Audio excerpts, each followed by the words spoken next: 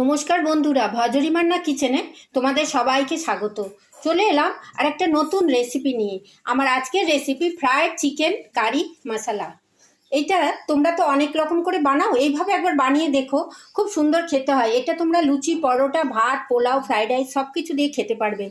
দেখো কি করে কি কি উপকরণ লাগছে আর কিভাবে আমি বানাচ্ছি রান্নাটা। চলো শেয়ার করি তোমাদের সঙ্গে। আমি চিকেনটা রান্না করার জন্য দেখো প্রায় 1 কেজি চিকেন ভালো করে ধুয়ে রেখেছি। এখানে আমি একটু টমেটো পিউরি ব্যবহার করছি, একটু ধনেপাতা ব্যবহার করছি, আর একটু পেঁয়াজ ব্যবহার করছি, বাটা পেঁয়াজ। আর এখানে আমি আদা রসুন বেটে রেখেছি, আর গোটা গরম মশলা। এই সমস্ত উপকরণ দিয়ে আমি দুর্দান্ত স্বাদের একটা টেস্টি হেলদি চিকেন রেসিপি করে তোমাদের সঙ্গে শেয়ার করছি। চলো দেখে নিই রান্নাটা কিভাবে করছি। সুস্বাদু চিকেন রান্না করার জন্য দেখো প্রথমে আমি গ্যাসের উপরে একটা কড়াই বসিয়ে নিয়েছি, আর তাতে দিয়ে দিচ্ছি একটু সর্ষের তেল। এটা আমার ফার্স্ট স্টেপ। সর্ষের তেল একটু আমি দিয়ে দিলাম। সর্ষের তেলটা একটু ভালো করে গরম হয়ে যাবে। সর্ষের তেলটা দেখো বেশ গরম হয়ে উঠেছে। এবার আমি যে আলুগুলো মাংসয় দেব, 2 পিস করে কেটে রেখেছি, সেই বড় বড় আলুর টুকরোগুলো লাল করে তেলের মধ্যে ভেজে নেব।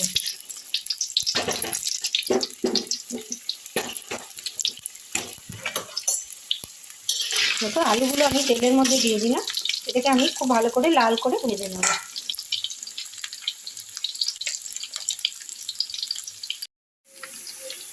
আলুগুলো প্রায় 5 মিনিট আমি একটু ভেজে নিলাম। আমি প্রথমে নুন দিইনি, এখন অল্প একটু নুন দিয়ে দিলাম। প্রথমে নুন দিলে আলুর জল বেরিয়ে যায়, তাই জন্য আমি নুনটা প্রথমে দিইনি। যখন হাফ কুক হয়েছে, হাফ ফ্রাই হয়েছে, পুরো ফ্রাই করব না আমি, হাফ ফ্রাই হওয়ার পর আমি আলুতে একটু নুন দিয়ে দিলাম। দিয়ে আমি আলুটা আরও 2 মিনিট 3 মিনিট কুক করে নিচ্ছি, তারপরে আমি আলুটাকে তুলে নেব।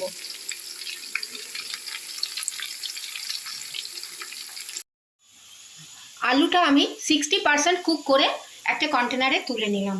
এবার আমি ওই তেলের মধ্যে, কড়াইয়ের মধ্যে যে তেলে আলু ভেজেছিলাম, ওই তেলেই আমি দিয়ে দিচ্ছি এই যে চিকেন পিসগুলো করে রেখেছি। 1 কেজি চিকেনকে আমি ভালো করে ধুয়েছি, ওই চিকেনের পিসগুলো আমি এবার একটু তেলের মধ্যে ফ্রাই করে নিচ্ছি।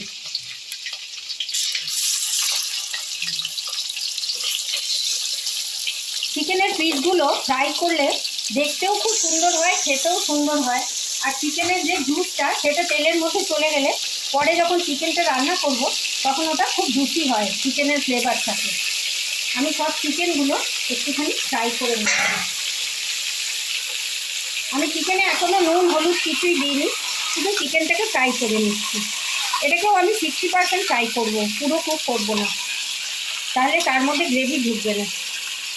দেখো আমি চিকেনগুলোকে এরকম উল্টে পাল্টে একটু ফ্রাই করে নিচ্ছি।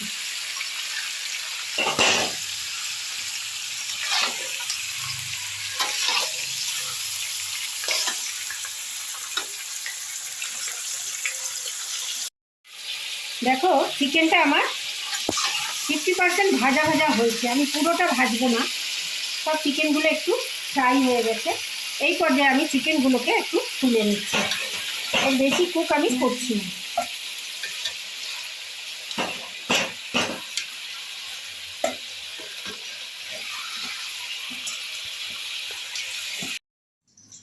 আমি চিকেনের টুকরোগুলো তেল থেকে তুলে নিয়েছি। এবার আমি ওই তেলে একটুখানি দিয়ে দিচ্ছি গোটা গরম মশলা, শুকনো লঙ্কা, জিরে, এলাচ, দারচিনি সব ফোড়নে একটু দিয়ে দিলাম। দেওয়ার পর আমি গ্যাসের ফ্লেমটা একদম কমিয়ে দিয়েছি। এইবার আমি এর মধ্যে দিয়ে দিচ্ছি বেটে রাখা পেঁয়াজটা।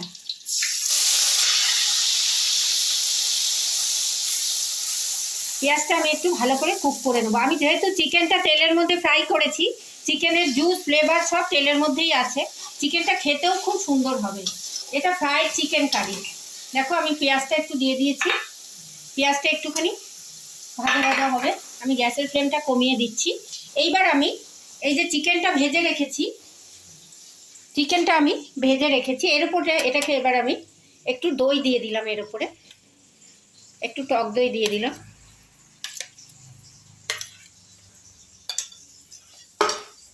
আর দিয়ে দিচ্ছি একটু লাল লঙ্কার গুঁড়ো, একটু ধনের গুঁড়ো, জিরে, আর আমি এখনও চিকেনে হলুদ দিইনি, এবার আমি একটু হলুদ দিচ্ছি চিকেনটায়। দিয়ে আমি খুব ভালো করে চিকেনটাকে একটু মেখে নিচ্ছি, একটু ম্যারিনেট করে 10 মিনিট রেখে দিচ্ছি, তাহলে চিকেনের মধ্যে সমস্ত মশলাগুলো ঢুকে যাবে। দেখো আমি 10 মিনিট এইভাবে রেখে দিলাম। পেঁয়াজটা আমার পুরো ভাজা হয়নি, কিন্তু অনেকটা কুক হয়েছে। এই পর্যায়ে আমি বেটে রাখা আদা রসুনটা দিয়ে দিলাম। একটু আদা রসুনটা বেশি লাগে এই চিকেনটায়, পেঁয়াজ আদা রসুন কারি, সেই জন্য একটু আদা রসুনটা বেশি দিলাম। এবার আমি এটাকে আরও 5 মিনিট সুন্দর করে ভেজে নিচ্ছি।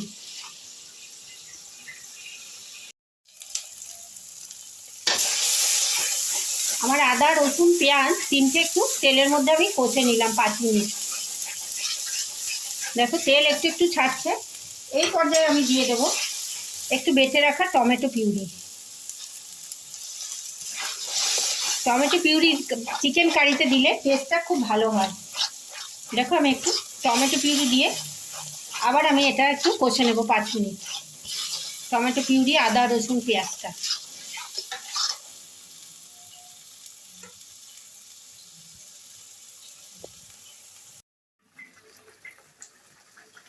দেখো আমি পেঁয়াজ আদা রসুন টমেটোর পেস্টটা এখন ভালো করে আরও 5 মিনিট কুক করব। যতক্ষণ না টমেটো আদা রসুন পেঁয়াজ থেকে কাঁচা গন্ধটা যাচ্ছে, আমি এটা খুব ভালো করে কুক করে নিচ্ছি।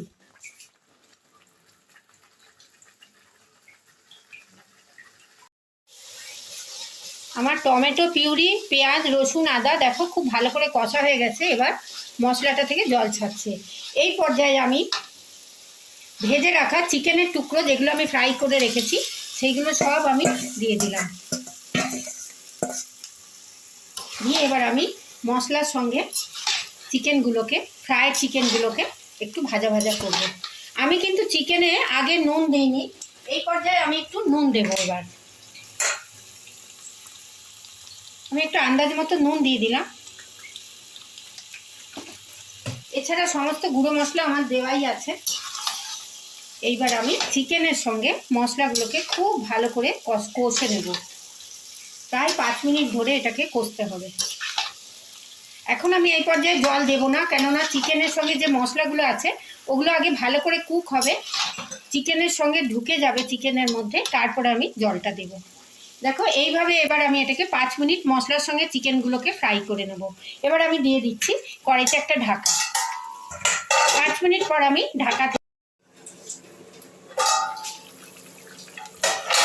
আমি একবার ঢাকাটা খুলে চিকেনটাকে নেড়ে দিচ্ছি, নাহলে তলায় লেগে যাওয়ার ভয় থাকবে।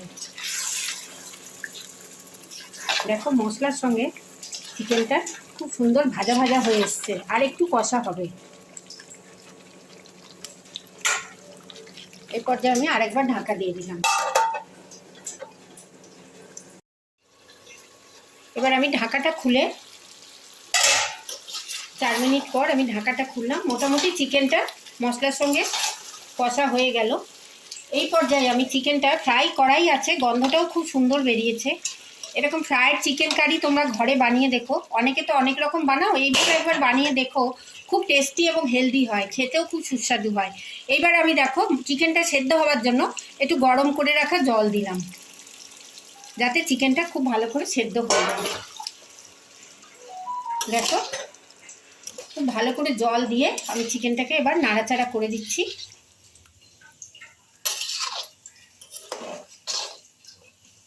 যাতে চিকেনটা একটু সেদ্ধ হয়ে যায়। এবার আমি ঢাকাটা বন্ধ করে দিলাম। আবার 3-4 মিনিট পর আমি ঢাকাটা খুললাম। দেখো চিকেনের সঙ্গে মশলাগুলো মিশে গেছে। এই পর্যায়ে আমি ভেজে রাখা 60% ভাজা যে আলুগুলো ওগুলো ঝোলের মধ্যে দিয়ে দিলাম, যাতে ওগুলো খুব সুন্দর করে সুসিদ্ধ হয়ে যায়। আলুটা দিয়েও আমি 3-4 মিনিট এটাকে আবার কুক করে নিচ্ছি।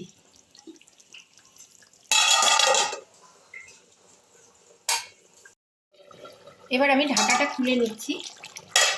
দেখো চিকেন আলু সব সুন্দর সুস্বাদু হয়ে গেছে। যেহেতু এটা কারি, এটা একটু ঝোল ঝোল থাকবে, কিন্তু এটা যখন স্ট্যান্ডিং টাইমে থাকার পর আরেকটু শুকিয়ে যাবে, মাখো মাখো হয়ে যাবে। এই পর্যায়ে আমি দিয়ে দিচ্ছি একটুখানি চিনি। একটু ব্যালেন্স করার জন্য চিনি দিয়ে দিলাম, এটা একদমই অপশনাল। আর দিয়ে দিচ্ছি একটু কাঁচা লঙ্কা, ঝালটাও তোমরা তোমাদের পছন্দ মতো দিও। দিয়ে দিলাম। এবার আমি দিয়ে দিচ্ছি এর মধ্যে একটু গরম মশলার গুঁড়ো, গোটা গরম মশলার গুঁড়ো।